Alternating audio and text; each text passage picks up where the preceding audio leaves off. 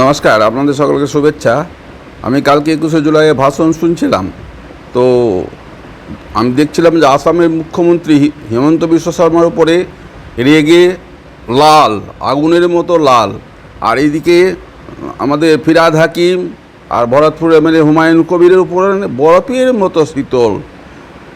কারণ বুঝতে পারছি না ও কী দোষ করেছে আর এরা কী দোষ করেছিল, এটার কারণ আমরা এখনও বুঝতে পারি না। আমি তো বুঝতে পারি না। আপনারা যদি বুঝতে পেরে থাকেন তো অবশ্যই উত্তর দিয়ে বলবেন, আমাকে কমেন্ট করবেন, বা আমার লাইক শেয়ারে আমি বুঝতে পারবো আপনারা নিশ্চয়ই বুঝতে পেরেছেন।